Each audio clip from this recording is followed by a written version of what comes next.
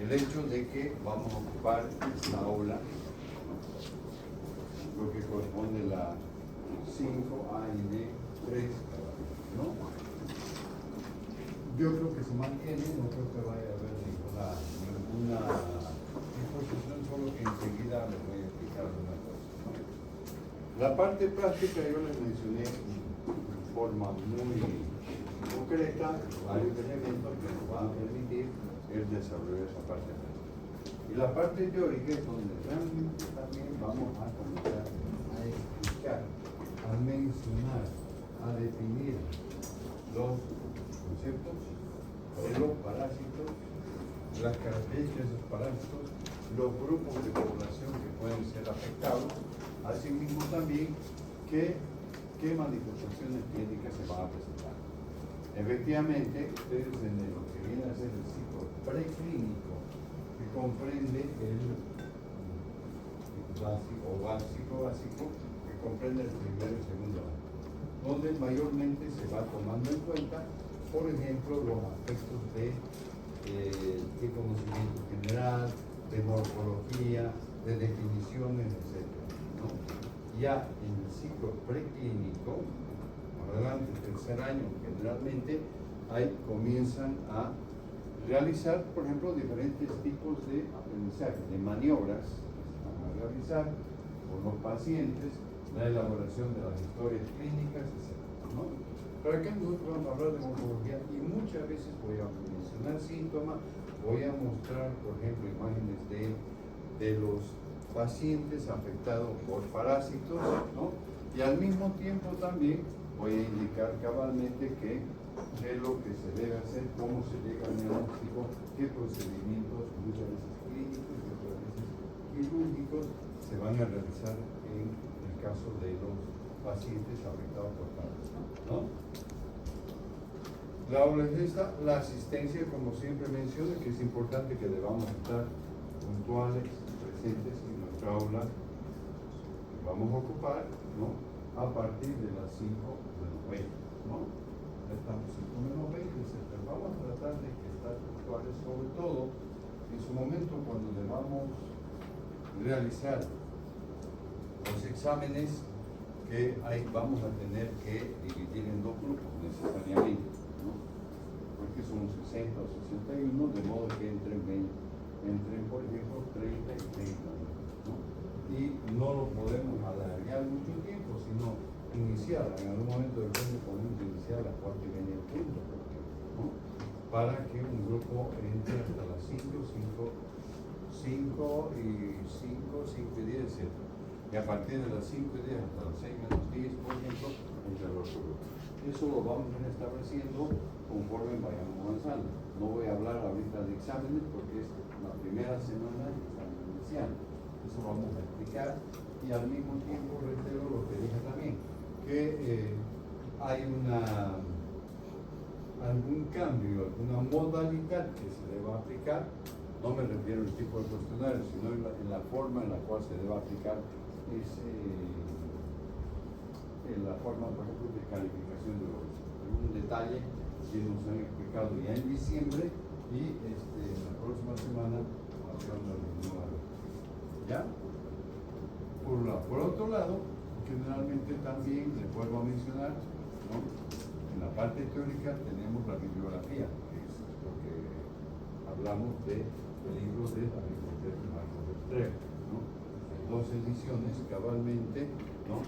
Que se refiere a lo que es la quinta edición, que a veces es más fácil, me parece, que en lo que se pueda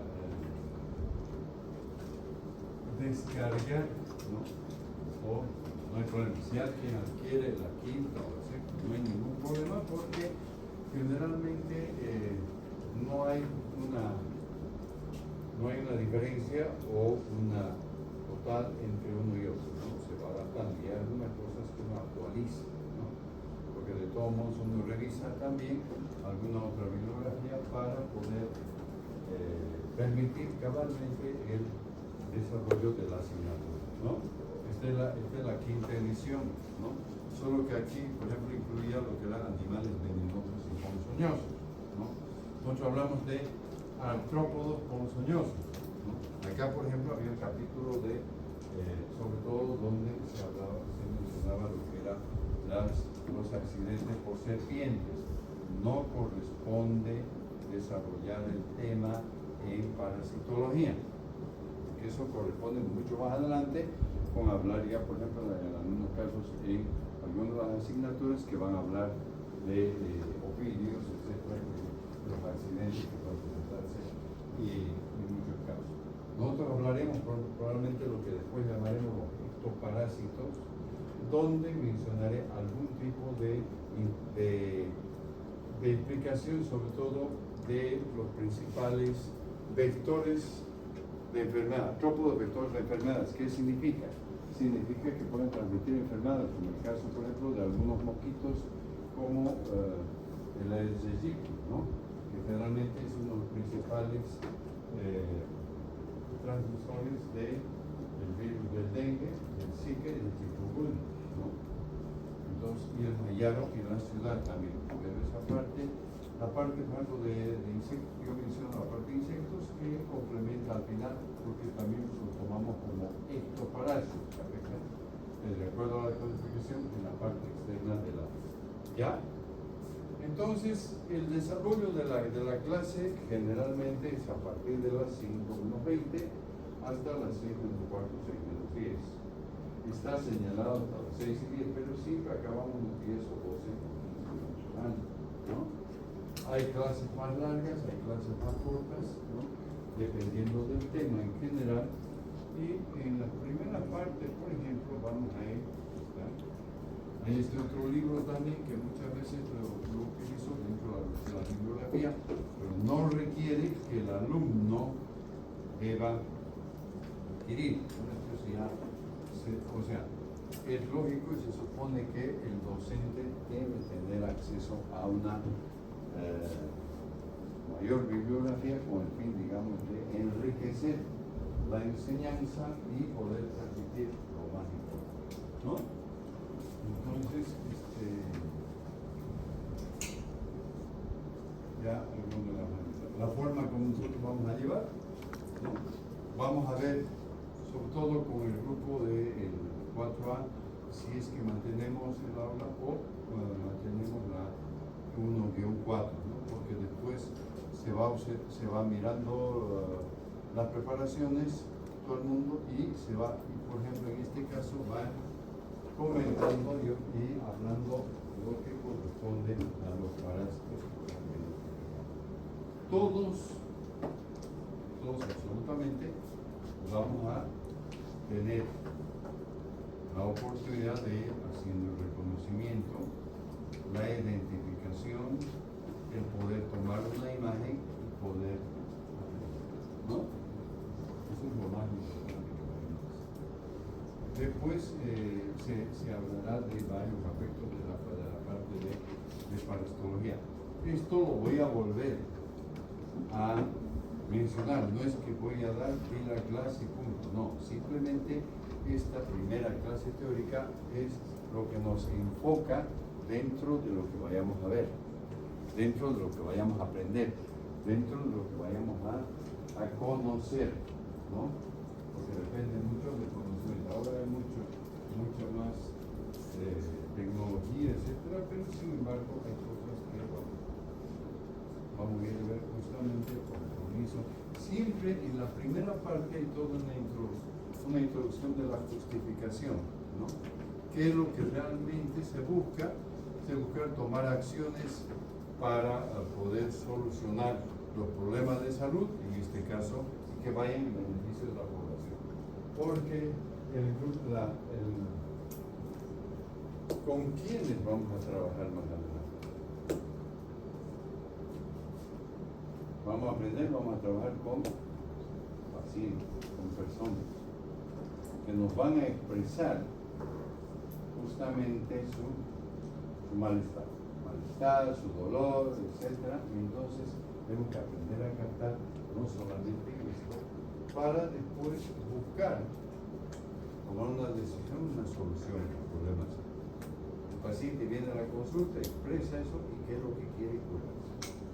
Entonces vamos a ir tomando en cuenta en muchos de los aspectos, porque después durante todo el tiempo van a ir recibiendo toda una información, van a ir adquiriendo destrezas y habilidades en cuanto a lo que es el manejo de los pacientes. Todos se adquieren, poder examinar a un paciente, poder utilizar, poder solicitar lo que vienen a ser los exámenes complementarios, los estudios de gabinete, que muchas veces se llama en diferentes sitios, ¿no? La formación académica, esto es una parte general. Siempre,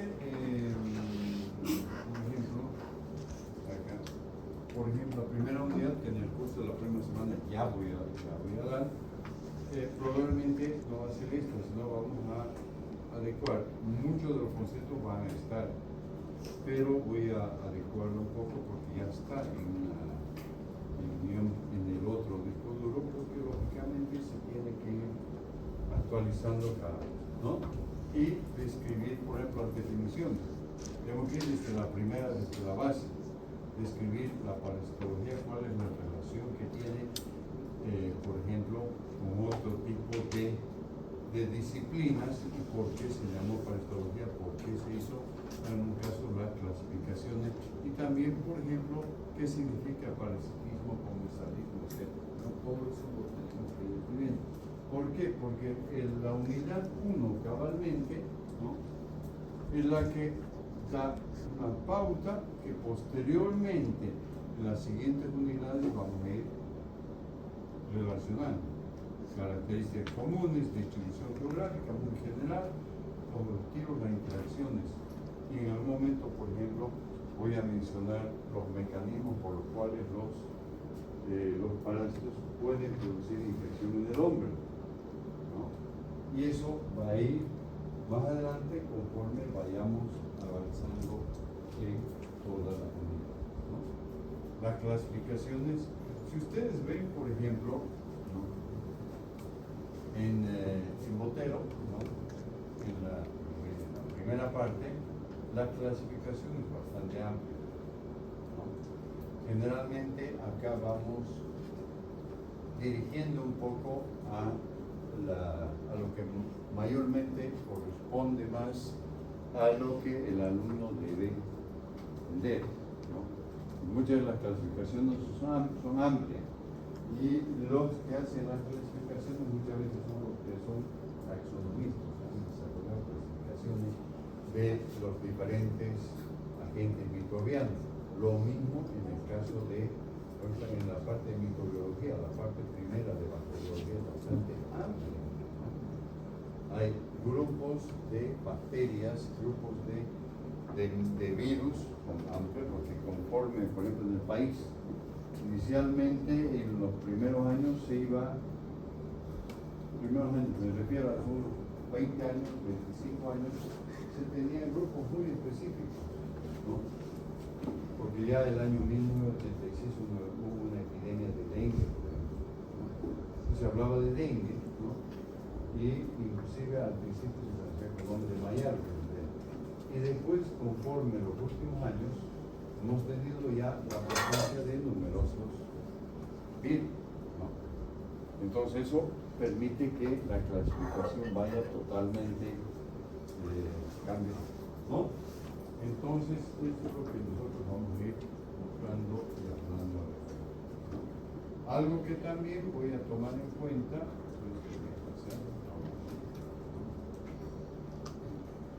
hablando, por ejemplo, esto es una parte muy general, después ya entraremos, por ejemplo, a ciertos conceptos, pero lo que quiero es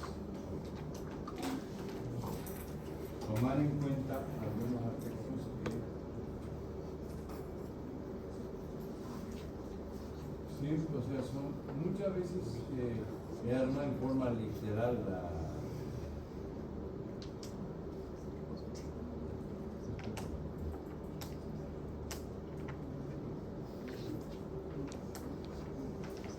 en algún momento, por ejemplo, lo que son, sin entrar en los detalles y en las asignaturas como, por ejemplo, de medicina social, donde los docentes de medicina social generalmente van a manejar mucho los conceptos de tipo epidemiológico, ¿verdad?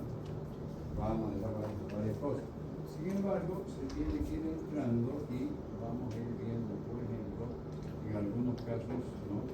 Por ejemplo, algunos de estos factores ambientales que van a permitir, ¿no?, la presencia de enfermedades infecciosas parasitarias, especialmente en la parte fatal, contaminación fecal, las condiciones ambientales, la vida rural, por ejemplo, que muchas veces se expresa en general, por ejemplo, el tipo de condición del medio ambiente, ¿sí? La contaminación fecal, el hecho de que no existan, por ejemplo, lo que llamamos las letrinas o los baños, y niños y adultos eliminen la materia fecal del medio ambiente que pueda contaminarse con vectores, y eso es las mujeres. Después hay otra imagen, las condiciones esto no es acá, ¿no?, de lo que se refiere, por ejemplo, a los cinturones de las ciudades. ¿Qué significa? Donde generalmente la población migrante va a esas zonas, ¿no?, generalmente no tienen condiciones, y eso permite de todos modos la presencia de enfermedades infecciosas, ¿no? La vida rural, esto es algo que lo voy a volver a mostrar, justamente la deficiencia en educación. No toco los aspectos sociales, ¿no?, digamos, con lo que es, por ejemplo, los que son, digamos, desarrollan los sociólogos o alguna vez los antropólogos, simplemente mostrando algunas imágenes. Esto, por ejemplo, para referirme a que los niños, ¿qué llama la atención acá? ¿Cómo están esos niños? ¿Y qué están llevando a ellos? Entonces, ¿qué hacen con el lápiz? Escriben, registran y están recibiendo una educación, ¿verdad? Es importante. En cambio acá, que mostré la imagen, ¿no?, muestran las imágenes, o sea, como vuelvo a repetir, no entro dentro de ni la sociología, ni la antropología, ni la política, absolutamente. Me aboco directamente a lo que se refiere a explicar las características de la producción de las enfermedades. Pues acá es justamente nos está mostrando los niños que están desgranando, están comiendo justamente granos de maíz. Entonces, mostrar esa diferencia de deficiencia en higiene y educación. El niño que no tiene la higiene, no tiene la educación, es susceptible de poder enfermar, poder adquirir una enfermedad parasitaria. Después teníamos esto, el hecho de comer con las manos, y esto sobre todo, que tal vez todos lo tienen en la, ¿no?, fundamentalmente tal vez no lo vemos muy frecuentemente acá, pero esta migración no ocurre generalmente de Centroamérica, ¿no?, que se dirigen, por ejemplo, a México para poder ingresar directamente a Estados Unidos, ¿verdad? No tocamos todo el factor de toda la problemática, que es diferente, pero ¿qué significa? Esta cantidad de gente está en los caminos, entonces ¿qué es lo que ocurre? Generalmente puede ser susceptible de, por ejemplo, tener deficiencias en la parte de la salubridad, pueden enfermarse. Y después hablaremos de las infecciones, hablaremos de varios aspectos en lo que se refiere a las enfermedades parasitarias. ¿Ya? Esto es la inmunosupresión, pero esto es importante porque hay muchos factores que van a incluir pacientes que están inmunosuprimidos, que están afectados, por ejemplo, muchos de ellos por enfermedades de base. En un caso, por ejemplo, el problema, por ejemplo, de los pacientes con enfermedades reumáticas que requieren el uso de medicamentos que les bajan la defensa. Pacientes que adquieren o que después no adquieren, sino tienen una enfermedad de base, como puede ser, por ejemplo, un cuadro, digamos, de tipo leucémico, entonces baja la defensa y van a ser susceptibles de tener enfermedades. ¿Por qué? Porque muchas veces los medicamentos que se dan tienden a disminuir la proliferación de células inmaduras, en resumen, sin entrar en mucho detalle, ¿no? Entonces, todo esto, ¿qué es lo que quiero ilustrar? Voy a volver a pasar, obviamente, ¿no? Para poder tomar en cuenta estos aspectos, ¿no? Después la tecnología, que ya la veremos en forma muy general, ¿no? Muchas enfermedades parasitarias, ¿no? Esto no lo he desarrollado mucho, ¿no? Lo que es, por ejemplo, los mecanismos de transmisión. ¿Cómo podemos adquirir una enfermedad, por ejemplo, a través de la piel de tipo parasitario, ¿no? Larvas de estrongiloides, después en su momento voy a ver bastante estrongiloides, y hablamos de la mucinaria, que es el anquilostoma multicator americano, que va a penetrar a través de la piel. Generalmente, una de las imágenes, hay que explicar más, ¿no? Por supuesto, porque penetra por la piel, pero sin embargo va a migrar directamente a través de la piel, va a llegar a la circulación, va a pasar a los pulmones, va a ser deglutido, y eso voy a explicarles paso por paso en lo que se refiere a los síntomas, ¿no? Entonces, ¿alguna pregunta hasta aquí? ¿Alguna? Esperemos que alguna parte. No he contado cuántas diapositivas tengo, ¿no? Acá ¿cuántas son? 106 aquí, ¿no? Pero por supuesto con muchas más, ¿no? No quiero sumar las 106 para las otras 106, pero algunas voy a ir justamente. La primera parte generalmente no cabe porque es lo primero con lo cual vamos entrando dentro de la clase. ¿Ya? No sé si hasta aquí alguna pregunta, alguna forma en la cual vamos a ir explicando. Otra cosa, no sé, pero particularmente no me van a ver estar sentado dando la clase. Acá tenemos dos, no son pantallas, ¿no? El término correcto creo que es. Pero yo voy a ir caminando, voy a ir explicando, voy mostrando, ¿no? Y la forma en la cual siempre la he hecho, eso me facilita para que todos vayan estando atentos. Otra cosa, ya, bien, van viendo el dato, pero muchas veces vamos a atender el momento, esos son alrededor de unos, digamos ya 50, 55 minutos, ¿no? Entonces agarrar y guardarlos, ¿no? Para poder atender. Porque muchas veces se distraen, porque no están viendo patología, están viendo alguna otra cosa, inclusive. He tenido algunos casos especiales en el año pasado, entonces yo tenía que parar la clase para poder explicar, entrar, porque decía, bueno, atiendan o comenzar a preguntar, ¿no? Entonces estaba en otra cosa, ¿no?